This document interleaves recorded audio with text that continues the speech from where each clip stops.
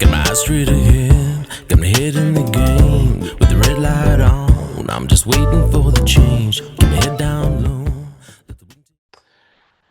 Hi, I'm Jay Fallon. Thanks for listening. So today's story, we've got yet another disturbing case to come out of Australia's education system. So we've got a young teacher, a vulnerable student, and a pattern of grooming which seems to be so calculated and predatory that a tribunal has banned the teacher from the classroom for life. But this isn't, it's not just about one teacher. It's about what happens when institutions lose their moral compass. I believe this is what happens when a nation loses its moral compass. So when adults entrusted with authority exploit the young, and when society becomes so numb to recognize evil for what it is. So the setup is that you've got a senior high school student in regional Queensland. She's academically gifted, socially confident, but also struggling with mental health, as a lot of young people do. She was targeted by a teacher who recognized her vulnerability and exploited it. The teacher was a young female teacher and very young herself, only in her early 20s. Tribunal documents describe a pattern that began with inappropriate messages, gifts, and physical contact. So this wasn't just a momentary lapse in judgment.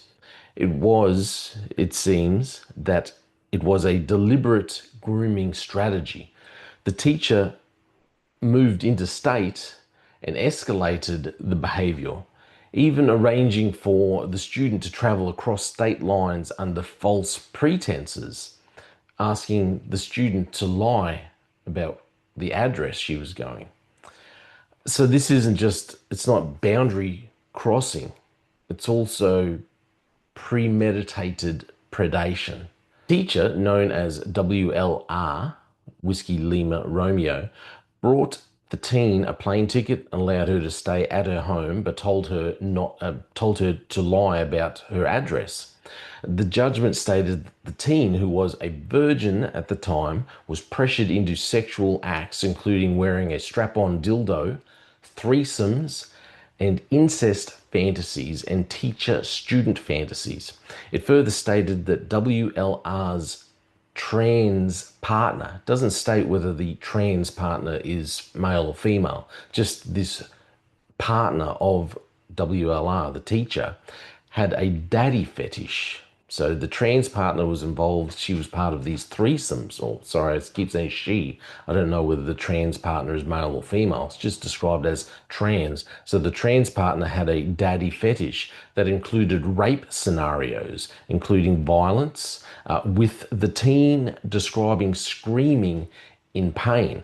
But the duo, WLR and the trans person, encouraged the teenager to use alcohol and drugs so that the sexual conduct they wanted to engage in was not so painful.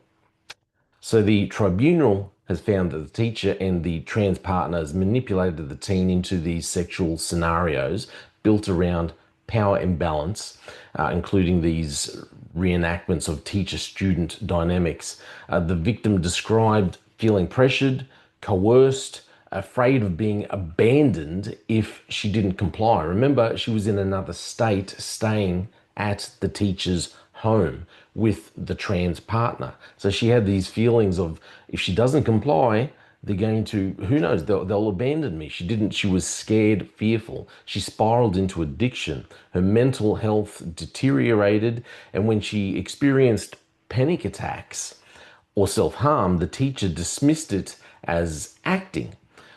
But this is what grooming does. It rewires a young person's sense of reality, identity, and self-worth, and it thrives in silence. The Queensland Civil and Administrative Tribunal didn't mince its words. It said they've called the behaviour sustained predatory behavior, life-changing in its impact, and a deliberate exploitation of a significant power imbalance. So the teacher has now been banned for life, a necessary step, but one that comes after irreversible damage was done. The thing is, you look at the bigger picture. We, as a culture, as a nation, we're losing our guardrails. I believe we've already thrown aside the guardrails because we no longer want to live by biblical. We no longer encourage biblical principles. This case forces us, I believe, should force us anyway, to confront uncomfortable questions. How did no one intervene any earlier? How did a vulnerable student on suicide watch become isolated enough to be groomed? How many other cases never make it to a tribunal? We live in this culture that blurs boundaries. It erases moral absolutes.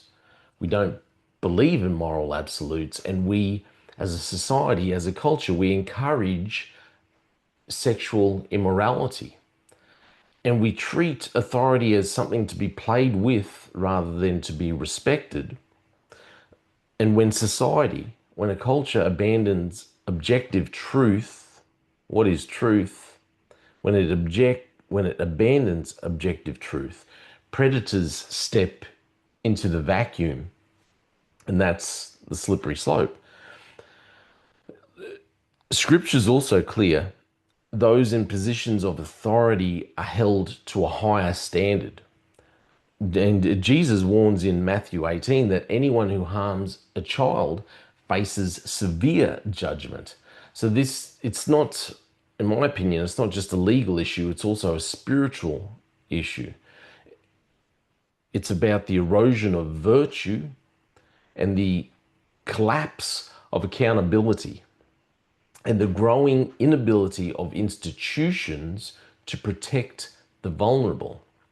But this is also what happens when we have government that wants to step in and replace God and put itself in as God and as the guardian of moral virtue. We must be people who see, who speak, and who stand firm when evil hides behind titles and credentials. Even though this case is shocking, but it's not isolated.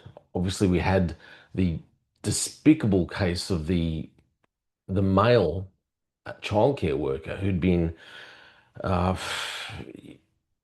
abusing extremely young children for years. But this is a symptom of a deeper sickness, one that we've got to confront with truth, with courage, with discernment.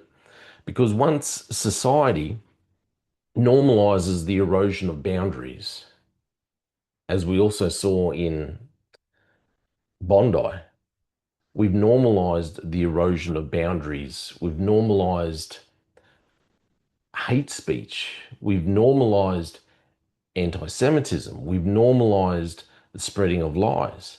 But once society normalizes the erosion of boundaries, the vulnerable, they are always the ones that pay the price.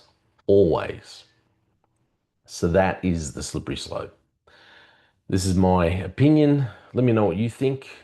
I'm Jay Fallon, and thank you for listening.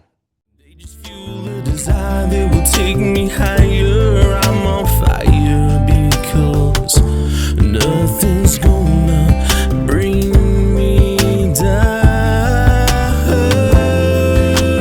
Nothing's gonna bring me down. Nothing's gonna stop me now. No more deals to be done. No more selling, no more soul, just to focus on the goal. Nothing's gonna stop me now. Nothing's gonna hold me down. Got my eye on the prize, gonna sail on the clouds and tears. Don't say nothing's gonna bring me down. Nothing's gonna stop.